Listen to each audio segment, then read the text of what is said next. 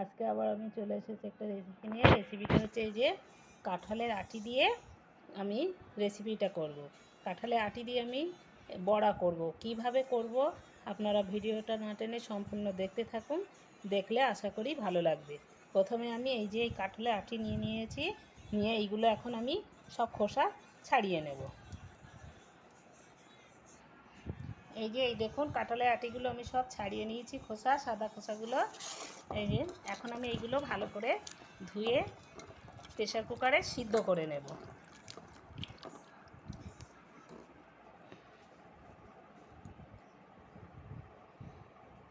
এই যে দেখুন কাঁঠালের আটিগুলো আমি সব ধুয়ে নিয়ে চলে এসেছি, এখন প্রেসার কুকারে দিয়ে দেব।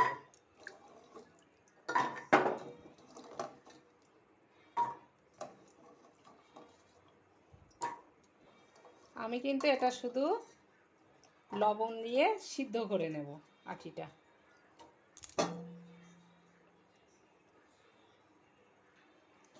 এই যে জল দিয়ে দিচ্ছি,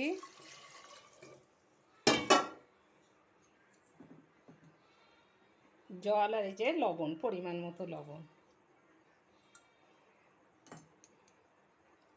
দিয়ে এখন আমি ঢাকনা দিয়ে ঢেকে সিদ্ধ করে নেব।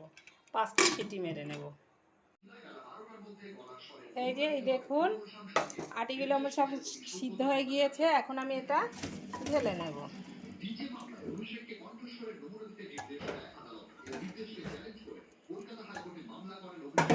ঢেলে নিয়ে এই যে খোসাগুলো যতটা সম্ভব সব আমি খোসাগুলো, ওই খোসা লাল খোসাটা তুলে দেব। এই যে দেখুন এই যে আটির গায়ে যে লাল খোসাটা ছিল সেই খোসাগুলো আমি অনেকটাই ছাড়িয়ে ফেলেছি। এখন আমি এটা মিহি করে নেব, মানে মেখে নেব।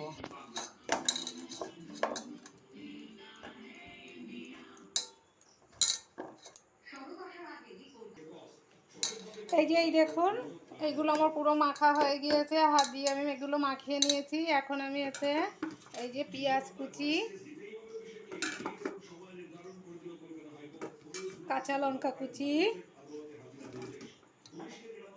একটু আদা দিয়ে দিচ্ছি, আর এই যে আমি নারকেল একটু কেটে রেখে দিয়েছিলাম। এই নারকেলটা দিলে কি হয়, মুখে পড়লে খেতে বেশ ভালো লাগে, সেই জন্য একটু নারকেলও দিয়ে দিলাম। নারকেল না দিলেও হবে, কিন্তু আমার নারকেল আছে বলে আমি ওই জন্য একটু দিয়ে দিলাম। এই যে এখন আমি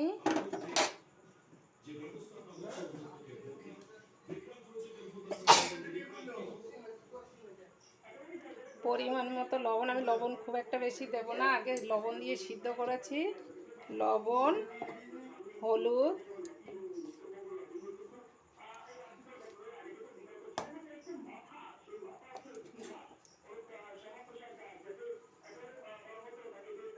একটু আলো চালের গুঁড়ো 2 চামচ দেব, চা চামচের, আর এই যে কর্নফ্লাওয়ার, কর্নফ্লাওয়ারটাও আমি 2 চামচ দেবো, চা চামচের।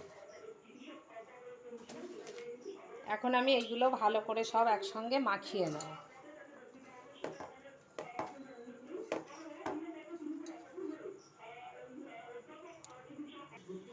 এই যে এই দেখুন এগুলো আমার সব একসঙ্গে মাখানো হয়ে গিয়েছে। এখন আমি এগুলো এক এক করে সব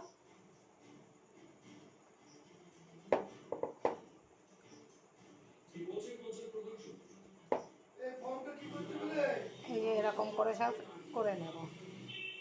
এই যে এইগুলোও সব করে নেব এক এক করে। এই যে এই দেখুন এইগুলো আমি সব এইরকম করে শেপ করে নিয়েছি। এইগুলো এখন আমার সব করাও হয়ে গিয়েছে। এখন আমি কড়াই বসিয়ে দিয়েছি, এটা কিন্তু আমার ভাজার কড়াই।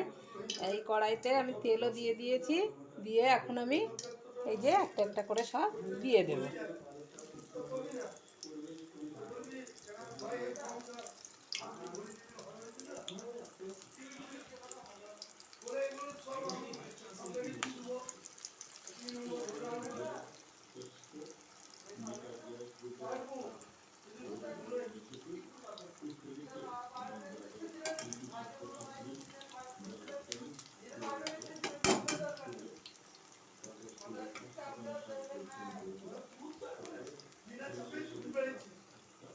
এখন আমি এইগুলো সব ভেজে,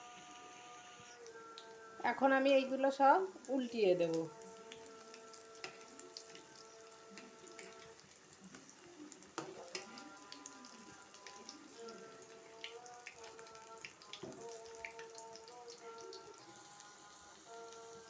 এইগুলো সব উল্টিয়ে দিলাম। এখন আবার ওই পিঠটাও আমি করে নেব।